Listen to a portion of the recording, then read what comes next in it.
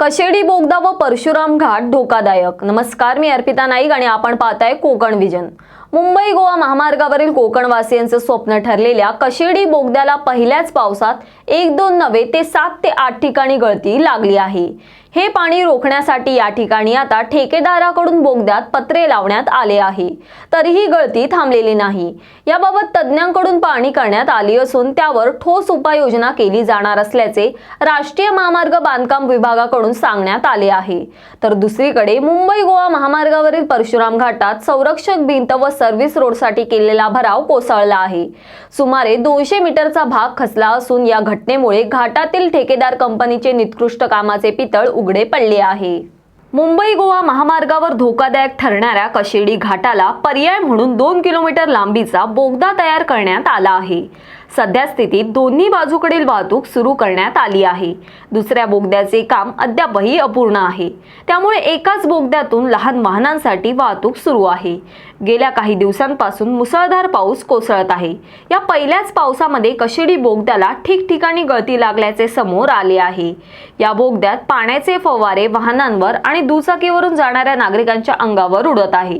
आणि दुसरीकडे मुंबई गोवा महामार्गावर चौपदरीकरणाचे काम सुरू झाल्यापासून प्रत्येक पावसाळ्यात परशुराम घाट त्रासदायक ठरला आहे। येथील दरड कोसळण्याचा प्रकार तर अक्षरशः डोकीदुखी बनली आहे। त्यावर मात करण्यासाठी प्रशासनाने अनेक उपाययोजना केल्या, त्यामुळे काहीसा दिलासा मिळाला असला तरीही घाटातील अडचणी मात्र कमी होताना दिसत नाहीत। पावसाळ्यात येथे कोणताही धोका उद्भवू नये यासाठी पायथ्याशी असलेल्या पेढे गावाला देखील संरक्षण मिळावे व येथील वाहतूक सुरळीत राहावी यासाठी येथे सुमारे 200 मीटरची संरक्षण भिंत उभारण्यात आली होती।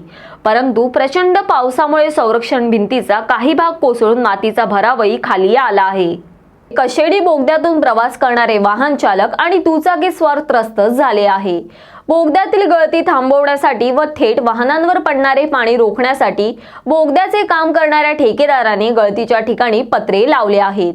मात्र तरीही सिमेंटचे फेसिंग फोडून 7 ते 8 ठिकाणी पाण्याचे झरे लागलेले आहेत। बोगद्यात लागलेली गळती वेळीच रोखण्यात यश न आल्यास हे झरे अजून वाढण्याची भीती व्यक्त होत आहे। आणि दुसरीकडे परशुराम घाट सुरुवातीपासूनच धोकादायक असून माती दरड कोसळण्याचे प्रमाण सातत्याने सुरू आहे। हा घाट चौपदरीकरणाच्या कामामुळे व रुंदीकरणामुळे अधिक धोकादायक बनल्याचा आरोप येथील स्थानिक नागरिकांनी केला आहे। यावरील तुमचे काय मत आहे हे आम्हाला कमेंट बॉक्सद्वारे नक्की कळवा आणि अशाच विविध विषयांवरील सविस्तर तपशील जाणून घेण्यासाठी कोकण विजनला सबस्क्राइब करा व बेल बटन दाबा। धन्यवाद।